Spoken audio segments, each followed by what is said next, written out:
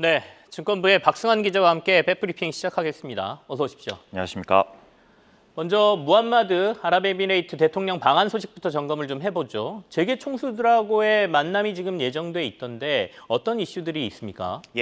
일단은 2030년 완공을 목표로 개발 중인 초대형 개발 프로젝트 마스다르 시티에 대한 이야기가 나올 거다. 이런 관측이 나오고 있습니다.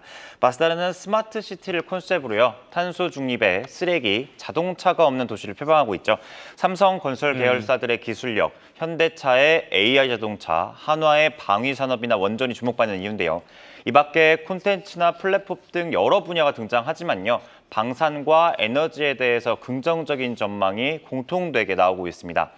무하마드 대통령은 내일까지 1박 2일간 우리나라를 국빈 방문합니다. 네. 아랍에미리트 대통령이 우리나라에 온 건 이번이 처음인데요. 정상회담에서 다룰 핵심 협력 분야에는 에너지, 원자력, 경제와 투자, 국방이 올랐습니다. 네. 대통령실은 아랍에미리트의 추가 투자를 위해 우리 정부와 국부펀드 무바달라가 실무 협의를 주고받는 상황이라고 전하고 있습니다. 네.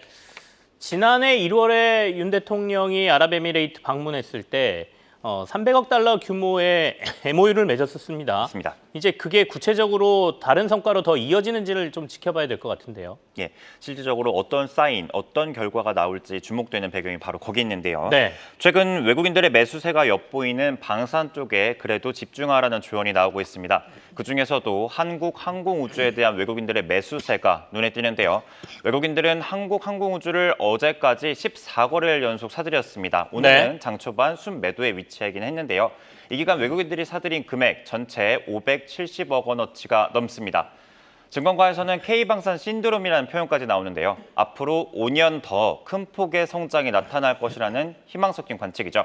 우선 우리 방산 기업들의 전체 실적이 우상향 중인데 수익성 개선이 뚜렷하다는 점을 근거로 세웠고요. 전 세계적으로 자주 국방력의 강화가 모든 국가들의 현안인 점, 주가에 있어서도 현재 국내 방산들의 밸류가 부담스러운 위치가 아닌 점에 주목하라는 의견입니다. 자, 방산 쪽에 좀 주목하라라는 말씀인데 이걸 단기적으로 보기보다는 조금 중장기적으로 봐야 된다 이런 의견이신가요? 어떻게 봐야 됩니까? 맞습니다. 아랍에미리트가 어떤 내용을 공개하더라도 구체적으로 정확한 액수를 공개할지가 미지수라는 의견 때문인 거죠. 중동은 오일머니를 바탕으로 최근에 여러 재정 확대를 하고 있는데 지역적 갈등이 계속해서 심해지고 있는 분위기입니다. 여기에 더해서 동남아시아는 절대적인 규모가 작더라도 해마다 두 자릿수 이상의 국방 예산 증가율을 보이고 있다는 점에서 방산 쪽에 한국 항공우주의 기회가 될 거라는 의견인데요. 에어버스와 보잉으로 대표되는 항공기 제작 업체들이 공격적으로 물량을 늘리고 있다는 점도 호재입니다. 기체 부품 사업 부분의 실적 반등이 기대되는 이유인데 이에 오늘 SK증권은 정고점 돌파가 시간 문제라고 평가했습니다. 네. BNK투자증권 역시 긍정적인 리포트를 하나 내놨는데요. 투자 의견 매수 목표 주가로 69,000원을 제시했습니다. 수익성 높은 완제기를 바탕으로 신규 수주가 늘어날 거란 점을 첫째 근거로 뽑았는데요. 6년 이상의 일감을 확보한 점이 눈에 띕니다.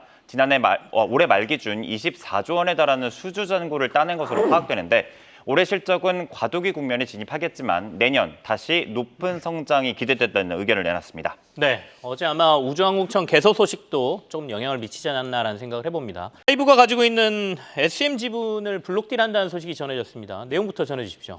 어제 장이 끝난 뒤에 관련 소식이 IB 업계에서 나왔습니다. 네. 하이브가 SM 지분 블록딜을 위한 수요 예측에 들어간 걸로 확인되는데요. 네. 매각 주관사 삼성증권을 통해서입니다. 전체 75만 주 정도 되는 물량을 정리할 계획으로 전해집니다. 전거래일 SM이 95,800원에 거래를 마쳤는데 최고 5.5% 할인율을 적용해서 9만 원대 초반에서 거래가 이루어질 걸로 예상됩니다.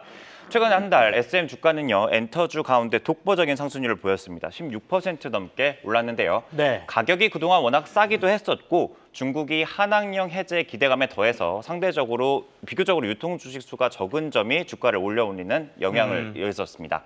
SM 경영권을 가져오지 않기로 한 하이브 입장에서는요. 구태여 주식을 더 들고 있을 필요가 없겠죠. 주가가 올랐을 때 처분해야겠다는 판단이 든 배경으로 풀이됩니다. SM 주주들 사이에서는 주가 올려놓고는 블록딜, 하이브가 SM 오르는 게 배 아팠냐, S8을 못 밟으니 주가를 밟는다는 볼멘 소리가 나오고 있습니다.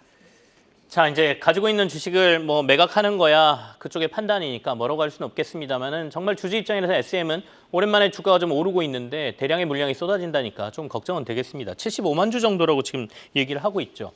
하이브 입장에서는 그러면 이 주식이 사실은 SM 인수를 위해서 카카오랑 경쟁하면서 사들인 거 아니겠습니까? 맞습니다. 그때에 비해서 차익은 좀 보고 파는 건가요? 예.